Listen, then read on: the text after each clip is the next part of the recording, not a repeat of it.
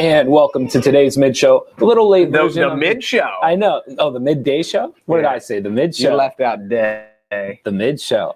Welcome to a late version of the midday show. We're going to talk about Sheetz making some big moves. We're going to talk about a sports world stunner. And then we are Quizmaster seniors, Quizmaster masters. I forget what we're at now. And we're going to do some Qiuzzo with Jon Mackey again. And then maybe a little weekend wrap up to end. We'll see how much time we have.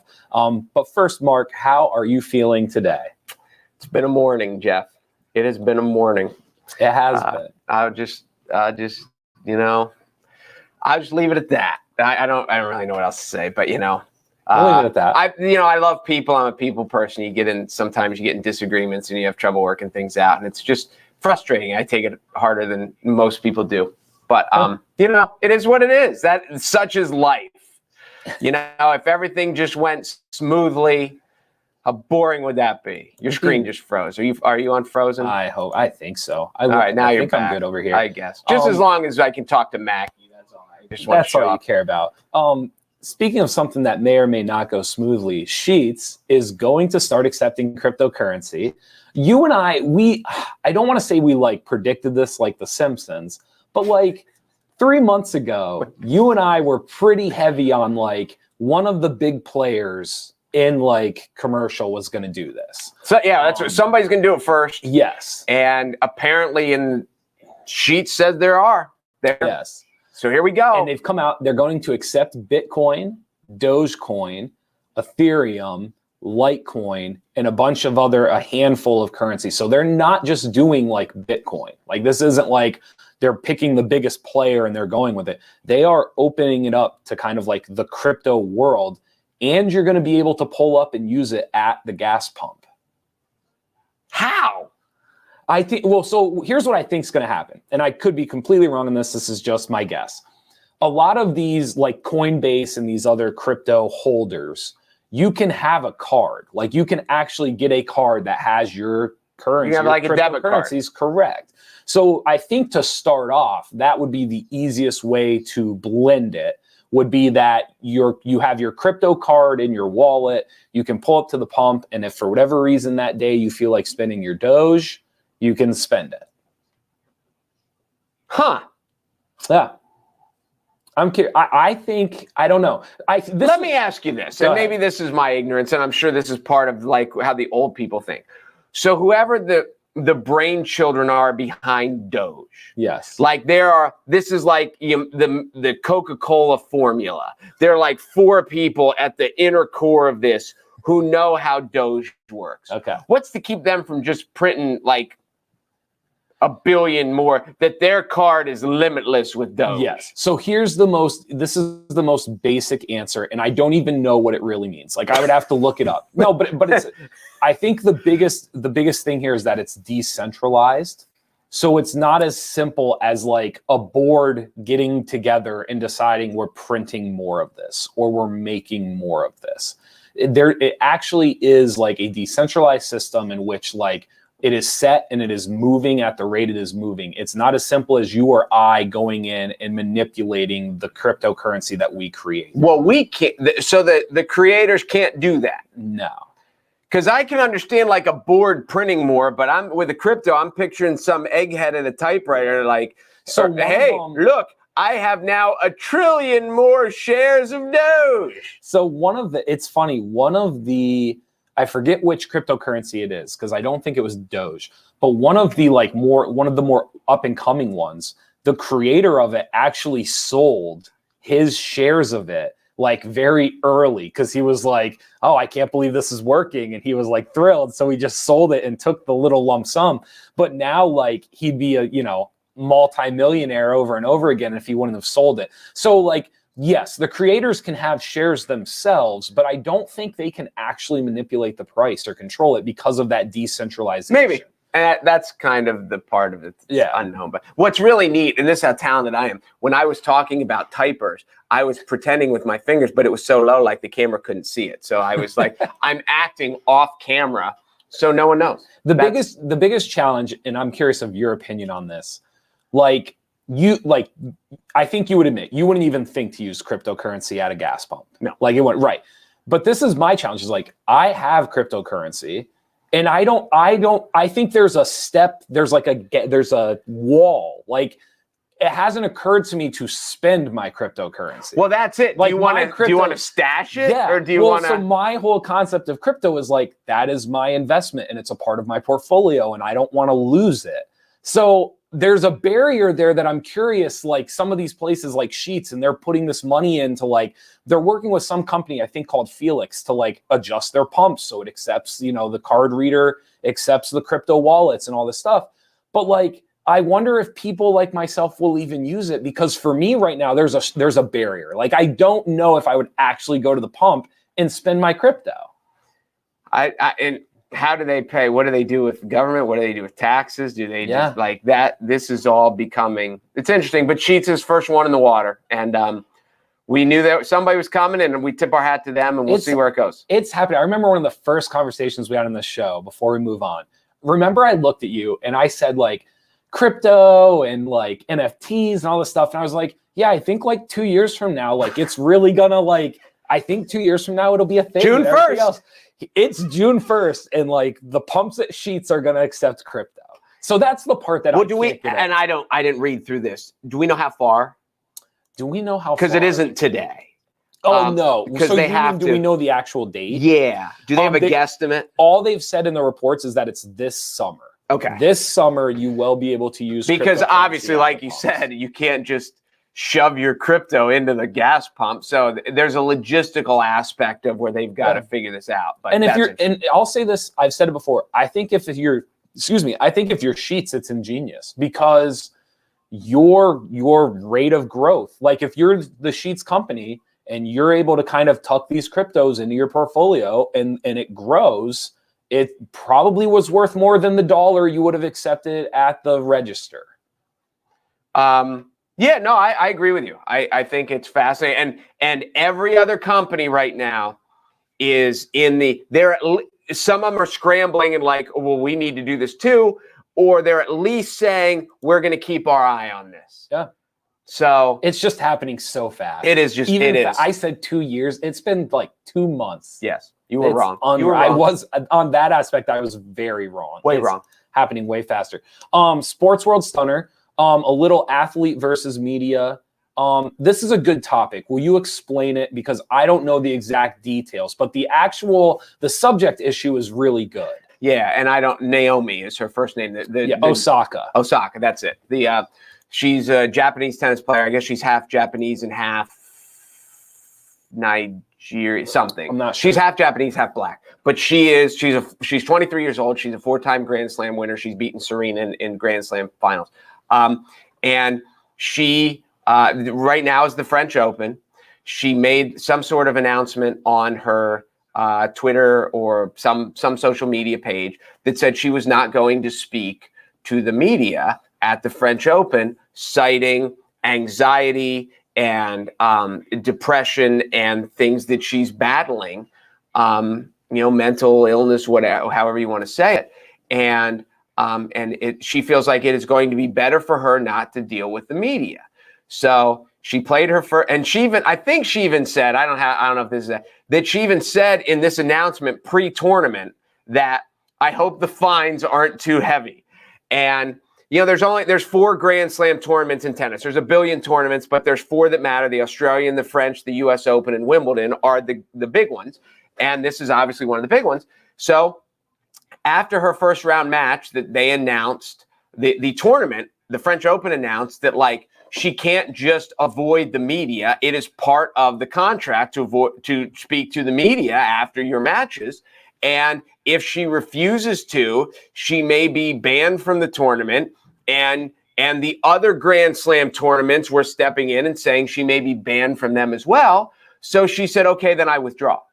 And I'm not putting my mental health and well-being at risk, because she has made, and this is, again, a 4-time Grand Slam champion. She has made more money this year so far in 2021 than any female athlete in the world. Again, she's a Japanese, I think she lives in America now, but has Japanese heritage, and she's the greatest Japanese tennis player that they've ever had. So she's a a cultural icon, and she's eminently successful. And at this point, apparently she doesn't need it. And she has stepped away. So we should mention she's 23 years old as well. Did I say that 7 times? No. Oh, I thought I did. I thought you were making fun of me. She is 23. I wish I would have had more time to digest this story, because this one is tricky, and it's a good topic about how much of an obligation does an athlete, a celebrity, anybody who's under a contract or paid to do a job in which media is involved, how much of that obligation involves talking to the media. I mean, we remember Marshawn Lynch at the Super Bowl, who just sat there with his hoodie up. He kind of looked like partial Grim Reaper. It was so much over his head, a little, kind of a slash between Cornholio and the Reaper. And he just kind of sat there. He's like, I'm not going to talk. I'm not going to do it. And Marshawn's not a dumb guy. He went to Cal. He's like, but you get, it is this question. And it's funny because there's always been a battle between athletes and media and famous people and paparazzi and all this stuff. And so these organizations, whether it be NFL, Major League Baseball, NBA, whatever, they want the media exposure because the more media, the more money and all this stuff, and they get it. And the WTA, the Women's Tennis Association, is no different, and they want their biggest stars to talk. And she came out and said, I don't want to do it. And they're just, they heavy-handed came down and said, you are going to do it because it's part, and you are, by damn, you're going to do it. And she said, then I withdraw. And now all of a sudden the tennis world is like, we just lost. Like, Serena is still Serena. She's also like 39 years old. And Serena can't play forever. So we just lost this international icon who, again, is not just the highest paid women's tennis player. She's the highest paid women's. She's made more money than any female athlete in the world. And now she just looked at her bosses and said, okay, then I just won't play. Yeah. Well, here, the mental health aspect of this is the part that I would love to hear a specialist talk on it, because my passions have never been directly tied to finances or my ability to pursue my passion. So what I mean by that is if I wanted to play basketball, I just went and did it. I didn't have to worry about talking to the media afterwards. I didn't have to. So my mental health, the idea of having to do something that affected my mental health along with my passion has never been an issue for me. Did that make sense? Yes. So there is this weird thing where for her mental health, her passion is clearly tennis, but yet there's this weird thing that, according to her, is affecting her mental health. She says she's suffered from long bouts of depression since her first Grand Slam win in the US Open in 2018. So imagine for 3 years, the one thing that keeps your mental health strong and positive and all that is also attached to the thing that you feel like is mentally bringing you down and challenging you. That's the mental health side of this that I find fascinating, because on the flip side of that, we all have to do things we don't want to do, whether it's something as simple as paying taxes. See what I did there? But there's aspects in our life that we have to do regardless of what job it is or who's in our family or what we work with, or it is what it is. I love coaching basketball. I enjoy the kids I work with. There's always going to be one kid who just had a bad day and is going to bring you down to their so I don't want to call a 23-year-old tennis player who has suffered with this for 3 years. It's not that she is mentally weak. It's where is the line between your mental health versus, hey, this is life, and sometimes we have to do these things, and where is that line? Well, this is a relatable topic, even though none of us are world class and none of us are professional athletes into it, but it's a very relatable topic because it just goes back to simply public speaking. And, and now everything she says during a press conference is going to go out all over the world. So if she says something stupid or if she sounds like a buffoon, then maybe that's the anxiety that comes with it. But I mean, you can go back to, 10th grade English class when you have to read your report in front of the class. And there are some people that this is paralyzing. I mean, there's some guys in the class, you're like, I don't know, I got to give my report today and I don't want to do it. But there are some people that it is anxiety driven. And it's a difference between laziness and disinterested and just an issue. Yeah. And it can ruin your whole day. Yes. If you don't like the public speak. So just imagine this girl's out playing tennis and it's the third set. It's a battle, win or lose. And this is this is her career on the line. Not on the line, but this is her career. And it's what she does for a job. And she's not worried about, do I hit this next? Do I go to the backhand corner? Do I go up the middle? Do I do this? Talking herself through, try to get pumped up, try to stay calm down. She's worried about the post-game press conference. I got to go talk to the media. Yeah, what am I going to say? And are they going to ask about that? So it is interesting. And I wonder are you going to see, because Wimbledon's next. The Australian Open is in January. The French is now. Wimbledon's in July. The U.S. Open is in September. Does one of these other two, Wimbledon and the U.S. Open, does one of them come out and say, she don't have to talk? Yeah. She can talk when she wants. She can record it. She can release it on social media. We don't care. We want her to come play. Right. Or do they all stand up and say, we are the WTA and you will follow our rules? It's going to be fascinating. I have to cut it short. I think Wimbledon's going to figure it out because they can't afford to not figure it out. I think we should talk about this again because it's a fascinating subject. We're just short on time because there's a lot to unpack there. Yes. Quickly thank Weis Markets. Thank you to Weis Markets for sponsoring the Midday Show. They have 3 gift cards on the wheel here, $25, $50, $100 gift card. We'd also like to thank some of our other sponsors, Eat and Run Catering, the Moon and Raven, and the Break Room. There, how was that? Was that quick? That was perfect. Today's random winner, join our Facebook group, The Midday Show, for a chance to win. Today's random winner is Reese Hunter. Reese Hunter. All right, here we go, Reese. Reese, it has been a terrible day for me. You're not winning. I'm sorry. Look at that. I was wrong. Moon and Raven. A ray of sunshine. See, that's it. Even when I'm having a bad day, I'm much better at the wheel than Jeff is. That is. I can't deny. I mean, the stats are starting to back it up. Moon and Raven. I can't deny it anymore. Moon and Raven gift card. Congratulations to Reese. You also won a T-shirt. I got to pick up the T-shirts. The T-shirts are in. They're in.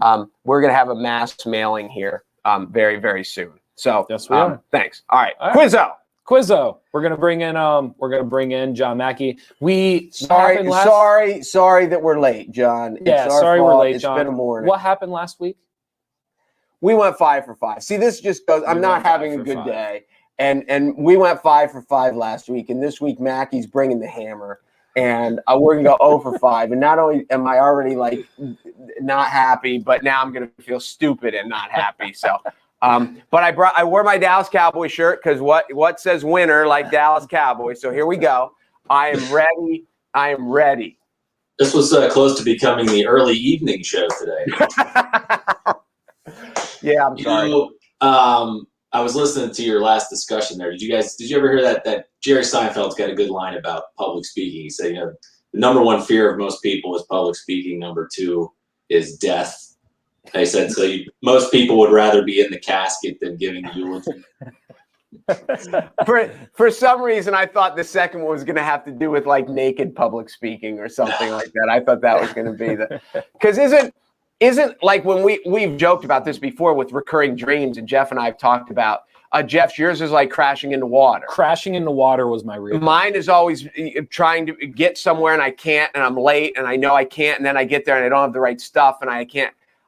Isn't naked in public one of the most common recurring nightmares?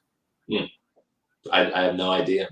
I know. I'm pretty sure one of them is public speaking, but when you try to talk, nothing comes out. That is one of the more common themes in reoccurring dreams.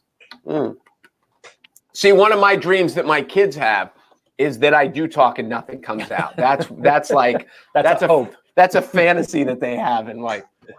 So you guys went 5 for 5 last week, and it's so perplexing to me how 2 guys can go 5 for 5 in trivia, and then the very next day mix up some guy named Samuel E. Wright and James Earl Jones as the voice of Mufasa. It's baffling. I mean, you guys are trivia conundrums. I really can't. Well, I will say this too, and we've joked about but this. we weren't wrong. Real quick, we weren't wrong. They both are the voice of Mufasa. Sure, but not. Yeah, okay. Yeah, we've just laughed because during this little run, we've had a hot streak. Yeah. There aren't questions that we both know. No. One of us is all in and the other has no idea. So we've gotten a lot of lucky, but we're also a lot of brilliant. The example that I gave is if you put all 15 questions in, we would have gone like 4 for 5 once and 3 for 5 twice.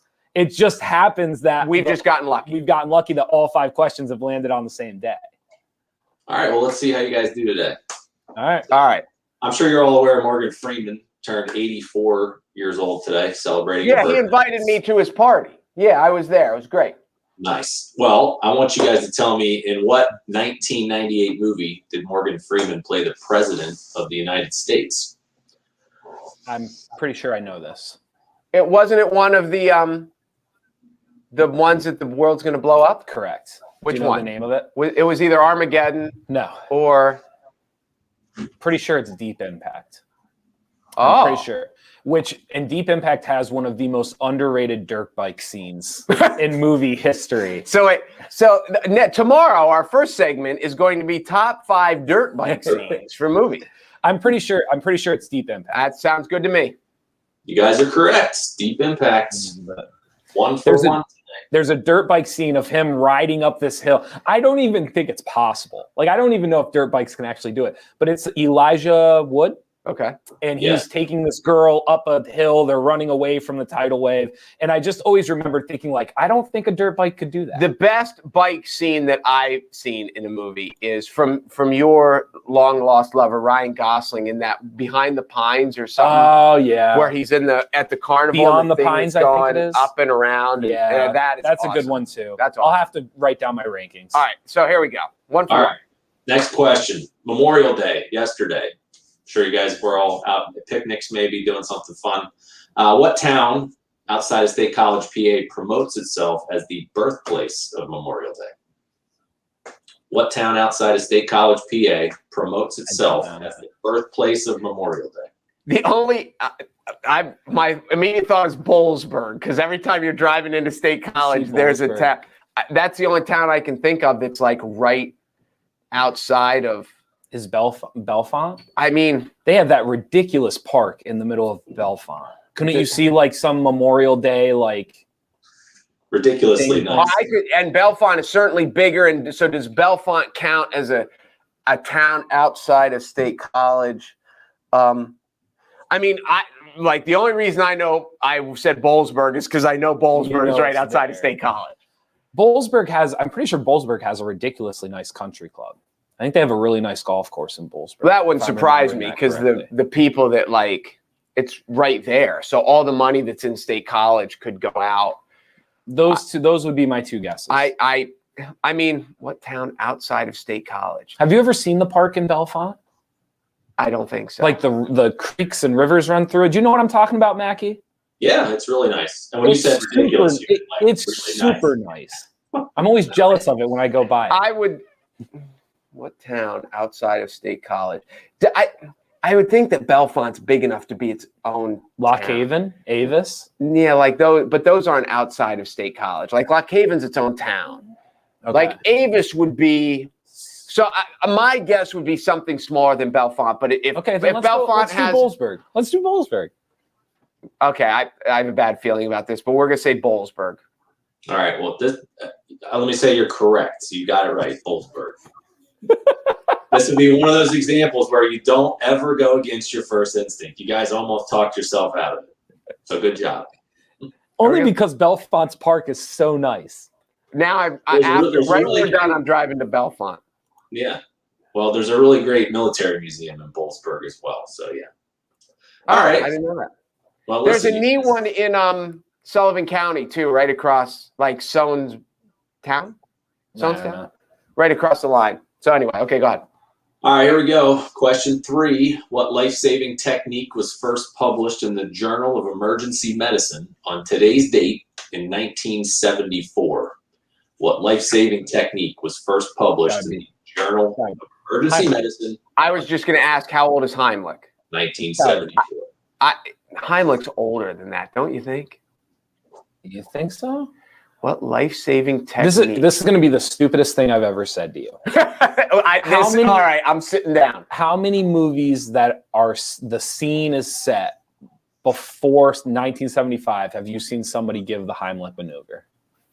Have I ever seen anyone give I'm the just saying Heimlich I've maneuver never in seen a movie like I was never watching Boardwalk Empire and someone did the Heimlich maneuver. Well, was anyone choking in Boardwalk Empire? Yes, on their own blood. Have you ever seen it? Well, you can't Heimlich some blood. That's not how the Heimlich works. I know how the Heimlich works. Heimlich isn't really. I was thinking.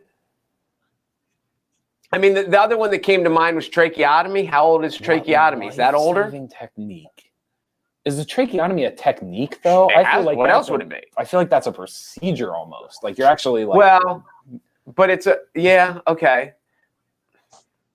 I mean, my immediate thought was Heimlich, but I would have just thought Heimlich was more than 50 years old because all you do is grab somebody and go and. I know, but think about what you just said. 50 years old. Well, I know, but people have been choking to death for a long time. I can't believe that somebody when people used to choke to death, they used to just like slap them on the back, didn't they? I feel like they didn't like get behind. There was no technique to it. It was just beat. Like in A Christmas Story, when the dad's like choking on something, well, they pick him up and shake him up. They like slap his back as hard as they can. I'm good with either. I would say Heimlich seems too obvious, but to me, it's like it's the perfect answer. The perfect answer is the correct answer, young man, and that's what we're trying to think of. Life-saving technique. That's the only one I know. If you think of something better, you can go with it. I mean, it worked.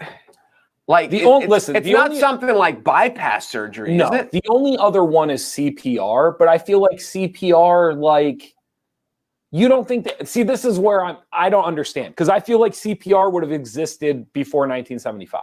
No, people didn't know. You're asking the wrong guy. This is health field is not my. Any of the guesses. CPR, I don't think is a terrible guess. I don't think than Heimlich. I don't know. It's your call. This is in your call. Why would you make this my call? Because I'm not. You're the one who's worried. Worried. Okay, let's do. You think? Okay, let's just do this. Which one do we think is older? Do we think the Heimlich is older, or do we think CPR is older? Which is older?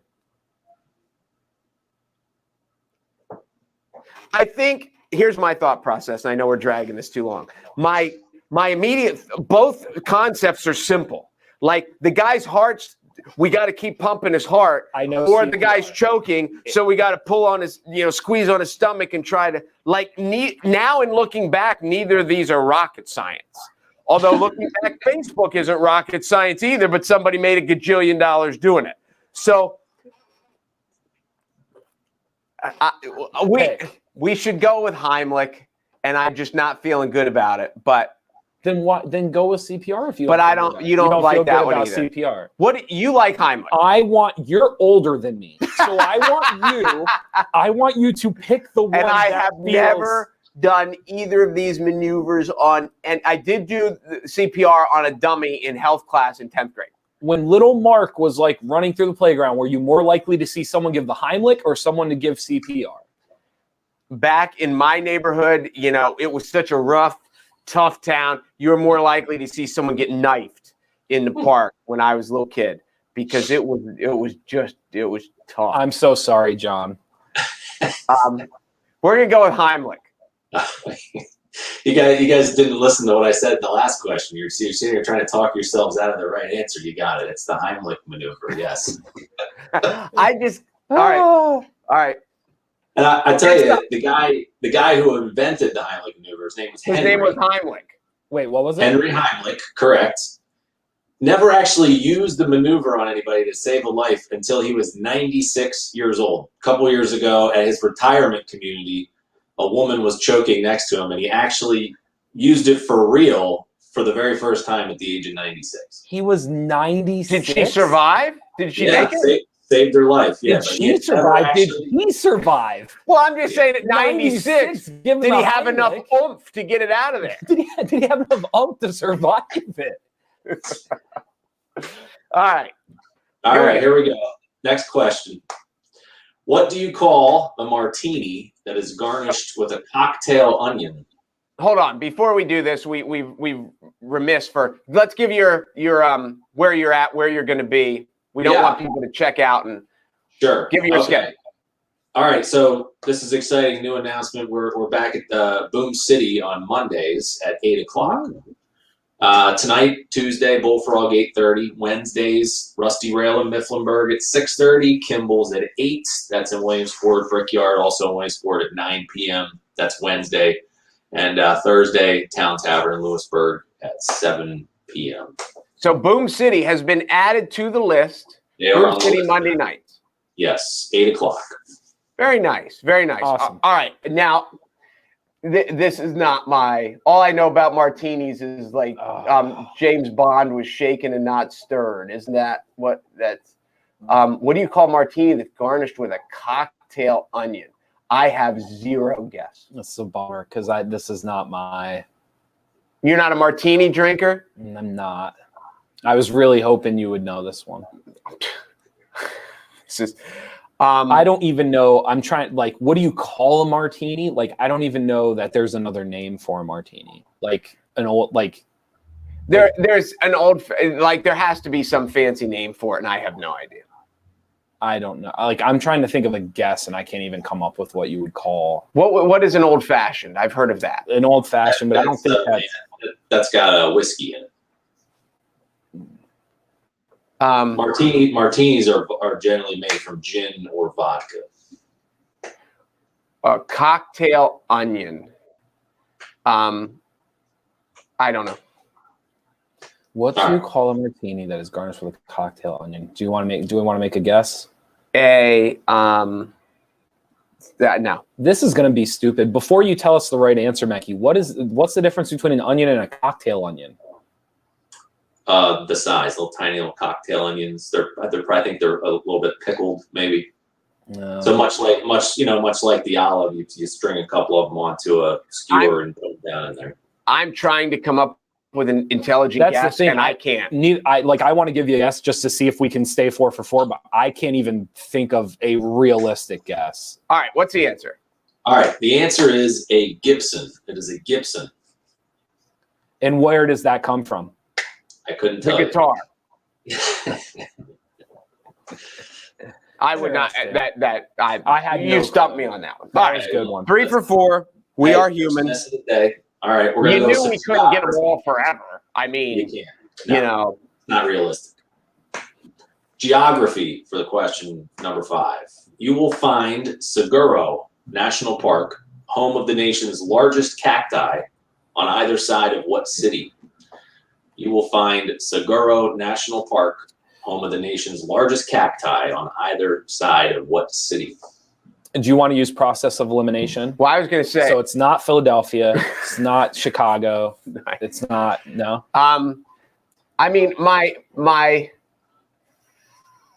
2 immediate thoughts are Arizona, New Mexico. Tucson, Phoenix. Tucson? Is there Tucson, Arizona? Tucson. Tucson, Arizona. El Seguro. Isn't there a place called El Seguro? Isn't there a town? A home of national largest on either side of what city? City, though. If I had to pick if John, should we read into the city aspect of this question? If you were asking, if I was the only one here, I would say Santa Fe, because I think Phoenix is too obvious. And like, unless you're going to go to a place like Tucson, but that would be, you'd almost have to have gone to El Seguro or Seguro National Park. We may be in the total wrong state. That's what I was going to ask you. Are you saying Santa Fe only because it's the only place you know in New Mexico? No, I know other places in New Mexico.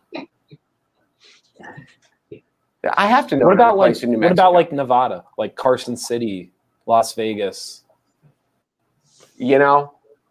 But Seguro, New Mexico, Santa Fe. Santa Fe. Right. This is wrong, but we're going to go Santa Fe. Santa Fe. All right, it is wrong. You guys are wrong. You did mention it, though. It is Tucson, Arizona. You were close, right there. Or Tucson, however. It's because you mocked me. Well, it's because it's not called Tucson. It's Tucson. Tucson, Arizona. Now there has to be Albuquerque's in New Mexico. Yeah, I know too. Okay, thank you. I was going to say, dear God. I love that that's what you're worried about. I was worried. I state like this is how I figure out. That was a good round. The martini one I had no clue. Yeah. Tucson, that's tough. But at least we narrowed it down to the 2 states. Yeah. You kind of dabbled into Nevada, but Tucson, Arizona. And I knew Phoenix. So I kind of like our process of elimination. It wasn't Phoenix. Phoenix was too obvious. Phoenix was too obvious. I agree with that. All right. So anyway, 3 for 5. That's passing, right? That's a D minus. John, one more shameless plug. Yeah, Mondays, Boom City, 8 o'clock. Bullfrog Brewery on Tuesday, 8:30. Wednesdays, Rusty Rail, Kimball's Brickyard. Thursday, Town Tavern. That's in Lewisburg. All right. Thanks, John. Sorry for holding you up. Wait, here, I need to ask you this. In what place has the most single women who are looking for old, broken down, divorced men? Where are they at? Boy, let's see. Let me look at the list here. I would. Yeah, do you still have the national parks list pulled up? I'm sure they're very similar. Oh, whatever. I would just say, how about you just pick one each week and kind of test them all out. That's not a bad plan. Yeah, that's not a bad plan. Instead of looking for the list, make the list. To go right along with our list of top 5 dirt bike scenes in movies, which is coming tomorrow. You laugh, but we're doing it. We're going to post it in the entertainment group. Top 5. First of all, Hot Rod's going to be in there. Who? Hot Rod? Never seen the movie Hot Rod? No. Oh, I don't think. Who is it? Was Roddy Piper in it? Andy Samberg, right, John? Yeah, from Saturday Night Live. I'll make the list. I'll get back to you. Thanks, John. Appreciate it. We'll see. Hey, have a good one, man. All right. That was not bad. It went off the rails at the end there, but yeah, we can't keep going over it. I look back when he asked the WD-40 question and you knew that, and he asked one about eggplants and stuff and you knew that, and there's been some ridiculous ones that we've got. The WD-40 one though is the water displacement. I feel like more people know that than less. No, maybe. I mean, I didn't know. It makes perfect sense now. Maybe.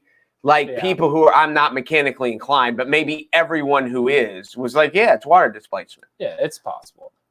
Real quick, comments in the show. Someone was with you on Albuquerque. They knew that was coming. Somebody was close. Somebody said that the drink was a gimlet. What was it called again? Gibson? A Gibson. So they were close. Wendy Weaver. Hi, guys. Hi, Wendy. Someone else also said CPR. When we were guessing, someone said Mount Union. Have you been to Mount Union? Mount Union is a college in that's the Mount Union. No, I isn't know. that a town outside? There's a Mount Union outside of State College? I think there's something outside of all I know is when you get real close, you see signs to Bowlesburg. All right. Ross says to hell with Bitcoin. Ross, while the sentiment's fine, unfortunately though, it's coming. It's on its way, whether we want it to or not. And then as we were talking about Bitcoin, Tekla says, what about my gaming tokens from Chuck E. Cheese from 1990? That's got to be worth something now. So it's going to be funny to see how different people value some of this stuff. I'm sure he's kidding. I had a buddy of mine. See, you're too young to remember the Fun Factory from the mall. From the Cumming Mall, there was an arcade called the Fun Factory. Okay. And you went in and you put your $5 bill in or your $10 bill or whatever, and it spit out tokens. Yeah. That were all worth a quarter, but you had tokens. Right. And a buddy of mine just posted, within the last year, he still has a Fun Factory token from the mall, and that has been gone for a long, long time. Yeah. So that is a fair question. What happens to these other forms of currency that are now obsolete? You'll get a kick out of this. All my northern tier people, at the Colonial, people used to buy rounds. And so what they would do is instead of serving out the drink, they'd give you a chip. Right? Okay. And the chip would say Colonial Inn, and it'd say, well, I'm not a big beer drinker. So when I was younger and I first started going to the Colonial when I turned 21, they would give me the beer chip and I would just kind of pocket it. Well, they switched ownership and the chips are basically gone. But I have a jar of Colonial Inn beer chips that I just never turned in because I'm not a big beer drinker. So I wonder, my value, I went from having the greatest night ever at the Colonial Inn if I wanted to now it's worthless. I've heard that at another bar, and it was either an ownership change or the owner, like times were getting tough and the owner's like, we're just not accepting them anymore. Yeah. And that is, now it's my fault because I believe they set a day. Like they said, after this day, your chips are no longer valid. So, like you had time, like if you had chips, you could rush over and like use them up, but. Or when someone gave you one, you could have just said, hey, I'd like to buy her a beer. You're smarter than me is what you are. You say that, but then you make fun of me that I'm related to everybody in the Colonial Inn. So which is it? Well, when you said you can't make both jokes. When you start, well, it? that's true. Well, I can, but that is you make a valid point. When you said with all my northern tier people, my first response was going to be like, how many dozen are we talking about? Because that's. But you got no, that is true. That is true. You must be related to most of the people up there. No, most is strong. A chunk. A plethora. Very nice.